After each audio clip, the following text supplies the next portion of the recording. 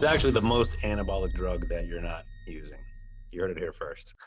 Sleep equals anabolic steroids. Legit though. You can have everything else completely dialed. You can have your training on point. You can have the best program ever. You can have your nutrition on point. You could be nailing your macros, eating all the healthy things, and yet still just pummeling your system, running on empty, unable to recover, unable to harness any of the gains that you're working so hard to achieve because your sleep is compromised. Now, it's not just a recovery tool. It's literally the foundation that everything else sits on. What is up, my people? So this week we're talking about recovery again. We're gonna dive deeper into the conversation of sleep, what's going on with sleep, why it's so important, how to organize not just your evening routine to optimize for sleep, but also your entire daily rhythm, because sleep is regulated by several key hormones, cortisol being one of the main ones. And how you live your life the whole time you're awake and sleeping determines the how your body expresses and responds to cortisol. So without further ado, let's get into it. As always, drop your questions, comments into the chat or onto the comments, and we'll make sure that those get answered, because you can't out hack sleep. It's non-negotiable. It's actually the most anabolic drug that you're not using. You heard it here first. Sleep equals anabolic steroids. Legit though. You can have everything else completely dialed. You can have your training on point. You can have the best program ever. You can have your nutrition on point. You could be nailing your macros, eating all the healthy things, and yet still just pummeling your system, running on empty, unable to recover, unable to harness any of the gains that you're working so hard to achieve because your sleep is compromised. Now, it's not just a recovery tool. It's literally the foundation that everything else sits on. Next page. Yep. Boom. Okay. So here's a paradigm shift that, well, blew my mind the first time I was exposed to it. You don't actually get stronger when you train. You get stronger when you recover from your training. Well, that's saying it. You don't actually get stronger from your training. You get stronger from recovering from your training. So that's why recovery is one of the four key pillars in the resilience method. And like I said, we're going to touch on the physiology of sleep, how to optimize, and then give you guys a checklist. So what's actually happening when you sleep? There's actually two phases of sleep that we care about the most about: REM sleep and deep sleep. And they serve different physiological functions. And as you see in a second, they occur during different times in your night of sleep. Deep sleep, here on the left, is when most of the repair and recovery happens. Whatever you got into that day, this is when your body's recovering and rebuilding and adapting to that stimulus. Growth hormone gets released during this time. Muscle protein synthesis happens during this time. Immune function and repair, and you recovering from whatever you may be exposed to, whatever pathogens you may be fighting. This all happens during deep sleep. REM sleep is a little different. REM sleep is more cognitive. So this is back, I don't know, those of you who are old enough, you remember what you used to format floppies? This is fun to even say. Formatting the floppy, this function that would take place every once in a while.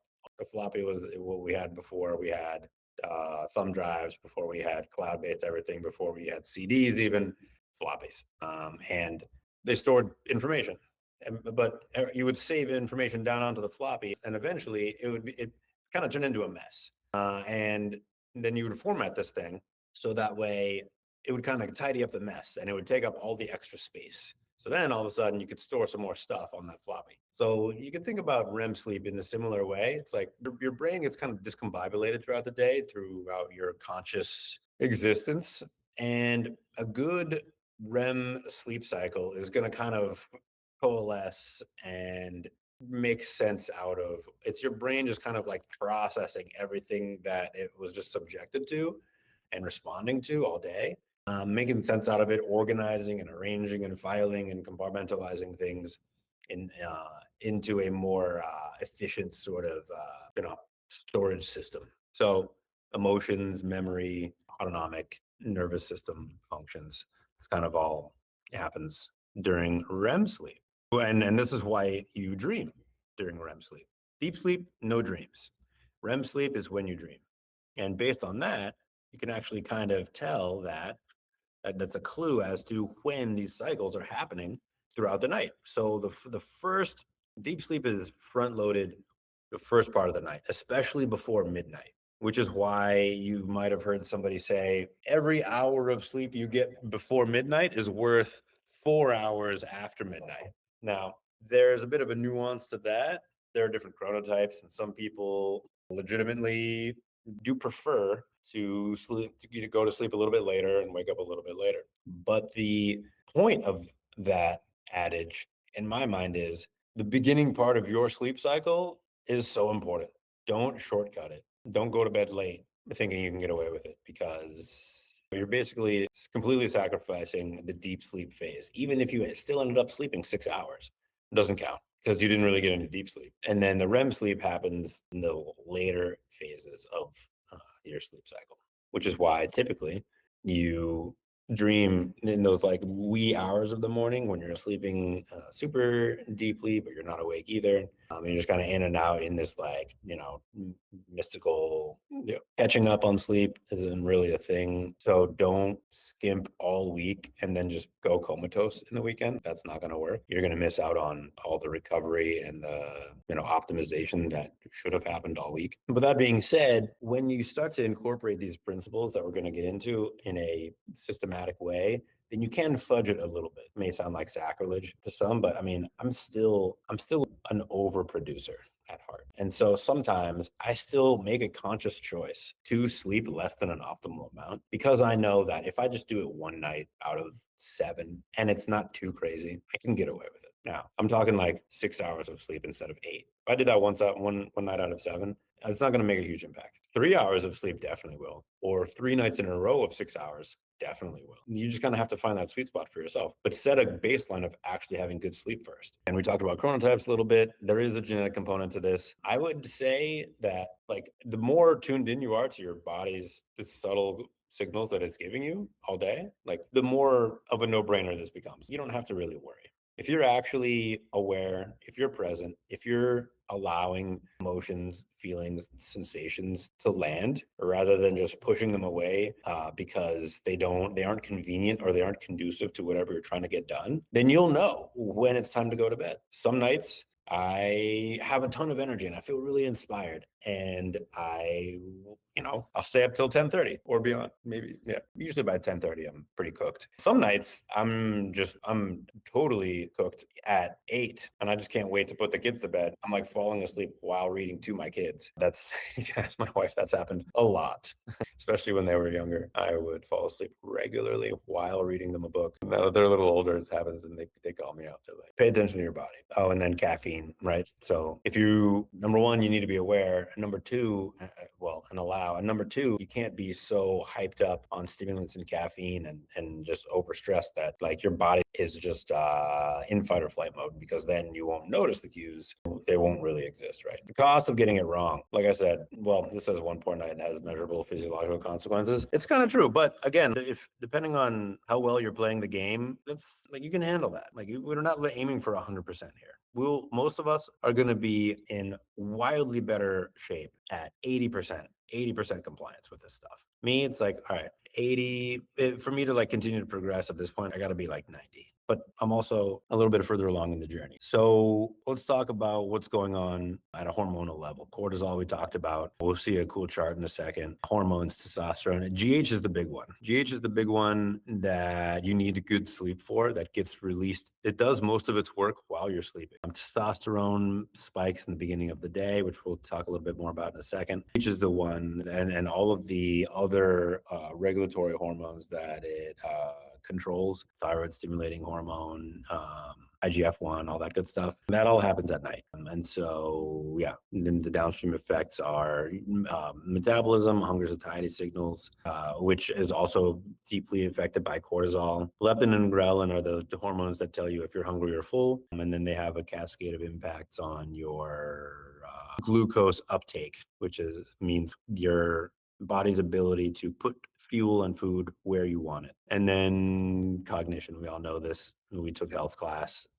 we took driver's ed, and we learned that if you sleep whatever 4 hours a night and then you go for a drive, it's like you're driving around with a blood alcohol content of like 0.02 or something, right? You're inebriated and talk something. You're under the influence, right? So here's the chart, because believe it or not, a good night's sleep starts the moment you wake up from the previous night, because that's when your cortisol spikes the highest. Cortisol spikes up in the beginning of the day, and then it trails off towards evening. And that's what it's supposed to trail off to the point where you're getting ready for bed and your cortisol is negligible, right? And what tends to happen is that we are overly stimulated throughout the day, so that drop off isn't nearly as profound as it should be. And then what happens is, because our cortisol stays a little bit more elevated throughout the day, then also that spike in the morning isn't as pronounced either. So it's just kind of like a flatter curve in general, and that's not good, because your body is looking for the signal of that strong spike and then taper throughout the day in order to help you recover and get a good night's sleep. And testosterone, that we just talked about, also spikes at the beginning of the day. So this is generally the reason why you feel most productive and most in your zone in the first half of the day, because your hormones are kicking. At least they should be. And then at night, you basically just want to chill, not really say too much of any import to anyone. And that's because your hormones are spent. Like you did all your work already. You did it like in the first 4 hours of you being awake. It's just time to unwind. So what we want to do is we want to accentuate that diurnal rhythm, that peak and then taper. So what you can do is, in the morning, you can do things that will contribute to that cortisol spike, namely getting natural light. That's that little peacock hair thing that whole time. Get some sunlight in your eyes within 30 minutes of waking, if you can. Certain seasons, certain lifestyles, that's not possible. Just do the best you can. People talk about, especially like the biohackers and the big fitness influencers, like to talk about these super lights that you can put on that 10,000 lumens or whatever, that are supposed to reproduce the effects of getting sunlight. Try it. I haven't had to. I've had some clients try it with some degree of affect, I guess. I would say that if you're, like, by and large, the biggest opportunity is going to come, getting yourself moving and giving your body a chance to just kind of like get going on its own in the morning is really important. So, my routine is wake up, dental hygiene routine, make tea, and then I foam roll, and then I stretch, and then I breathe. And I do all those things with the sun in my face. And then caffeine starts to wiggle in gradually, like once I've gotten my body like up and running and moving on its own. Now the midday portion, I believe, midday, afternoon, that's where the real money is made, because that's where most people are probably the most off. Because once you're in your day, you're not stopping. You're just breaks. Don't need that. Lunch. Like I'll get it on the run. I'll get it while I'm in a meeting, right? But if you're just amped, if you're in sympathetic mode, then that cortisol is never going to be able to creep back down. It's just going to stay elevated the whole day. So you need to breathe. You need to like literally and metaphorically, and give your body a chance to just like down regulate. And as you work that into your day, then you'll arrive in a restful, ready for quality sleep state. Afternoon, yeah, it's like, okay, the day's work is done. I don't need to get myself like heat up again. And ideally, yeah, you're not training. You don't. Yeah, I would say like 4 p.m. would be the latest that you would want to train, because your body is just not, it's like moved on. I get it. Like some people, they work a 9 to 5 and they have to train after work. Maybe in that case, then maybe that works for you. Maybe you're a chronotype. You actually feel like you have a good amount of energy in that late afternoon, evening. That's possible. I wouldn't like overly stimulate caffeine and substances like that just to optimize my workout, because then it's going to compromise your sleep, which is going to completely sabotage the reason you worked out in the first place, which you talked about. Okay. Consistency trumps duration. Everybody is up on the idea that 8 hours of sleep is ideal. But what a lot of people don't talk about is that actually, like, to a degree, maintaining a consistent waking or sleeping and waking time actually it's going to get you farther than the raw time. So if you're dogmatic about 8 hours, but one night you go to bed at 9, one night you go to bed at 11, the other night, somewhere in between, not as good as if you had a consistent 7 and you went to bed at 9:30 every night, give or take like half an hour, 9:30, 10. Right. So just keep that in mind. Your body wants to get into a rhythm. It wants to get into a flow. We just spent a ton of time looking at the diurnal rhythm of cortisol and testosterone. It wants to have this rhythm. So consistency trumps duration. And then as far as hygiene practices for the evening, cool, dark, quiet, and phone free, or I should say screen free, blue light free. 65 to 68 degrees, because that is going to naturally release melatonin.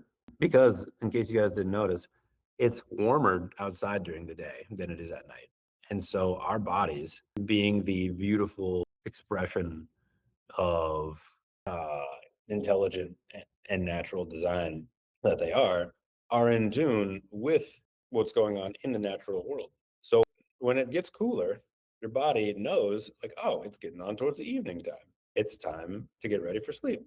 So caution against taking a hot shower right before bed, because that actually is kind of like, it's like a mind fuck for your melatonin production. It doesn't really know what's going on. It's like, oh, it's really hot all of a sudden. So if you can keep that, if you like a steam shower, do that hot steamy shower, like do that a couple hours before bedtime. And then make sure that your room is on the cooler side. You can go off the deep end and get these like fancy pants cooling mattresses if you want to. Some people like that. I haven't had to. But the dark thing, make sure it's dark and either quiet or some white noise. And please, for God's sakes, like no screens. It shocks me how many adults have TVs in their bedroom. First of all, what kind of, like, I don't know, unless you guys are watching like 50 Shades of Grey every night, what could kill the mood more than watching TV? I don't know. Maybe I'm way living under a rock. Actually, Spartacus, I guess, would put me in the mood. Yeah. Okay. But that's like softcore porn essentially. So for those of you who remember that show from like 2000 and what was that, 5, 8, somewhere in there. Okay. Yeah, but please, like if you're gonna have the TV on, which you shouldn't, especially in your bedroom, it's just sending mixed signals. Bedroom is for sleeping and making love, not for watching TV. Like watch TV in the living room. Anyways, soapbox moment. Just put on blue light blocking glasses if you're gonna watch TV at night, and then obviously turn your phone into night mode. It really matters again because the blue light is like daylight. It's full broad spectrum light that's closest to like how the sun is in the middle of the day. So your brain is thinking like, oh, it's the middle of the day when I'm looking at this blue light. No, so melatonin is a really it regulates sleep a lot, and if you're not producing melatonin because your body thinks that it's the middle of the day, you're in big trouble. You're not going to get good sleep. No hard training within 3 hours of sleep. Also, eating, I think, is worth adding to this list. Try and finish eating at least a couple hours before you are ready for sleeping, because digestion is a lot of work and your body doesn't want to be doing a lot of work while it's trying to sleep. So, alcohol, we talked about that last week. Don't do it. In addition to all the pitfalls that we mentioned last week, it totally fucks your sleep. So, and any of you who wear a wearable and then haven't observed the impact of even just one drink on your sleep, know this already for a fact. Few supplements that I think are worth mentioning. Magnesium glycinate is probably the one that the fitness industry likes the most at this point. It's really well studied, and has like the best benefits profile. 200 milligrams is what I'll typically do per night. I'm gonna throw a link in the video description to my favorite. There's a magnesium powder that Thorne makes, which is really yummy. It's like, it's almost my dessert. I'll have it after my dinner meal. It tastes kind of like lemonade, and it's like 200 milligrams of magnesium glycinate straight to the dome. Ashwagandha is a really great one. It's an adaptogenic herb that's prevalent, highly revered in Ayurvedic medicine. It has a hormone, you know, balancing regulatory function. It's great for, and it's especially effective in and around sleepy time. Theanine is an amino acid. It calms your nervous system. It's a nervine, but it's not a sedative. So it doesn't make you drowsy. It just makes you chill. And that is why tea riles you up less than coffee, because tea contains theanine and coffee does not. Coffee is just caffeine. Tea's got theanine to offset the effects of the caffeine. And then melatonin. So, well, actually, before I get to the melatonin, another supplement that's great is Lifetime has a dream powder. I'll throw the link in the description for that as well. So this is a blend. It's got the magnesium, but it's also got ashwagandha and theanine. And it's got something else phosphatidylserine, which is also good for sleep. And does it have pharmacon? I don't think so. Fantastic. My sleep goes through the roof, and my dreams are like vivid and amazing. So check that out too. And then melatonin, we'll throw a link in for as well. This one you want to be more careful with because it's very potent. Ideally, you don't want to have to supplement melatonin. This would be like for like sleep pathologies. So you're going to want to incorporate this one with some professional guidance. So as a review, in the morning, get yourself moving, get your body turned on with foam rolling, stretching, breath work, some combination of the above. Maybe you're trying to hit your workout, or you're an early bird workouter. I am not.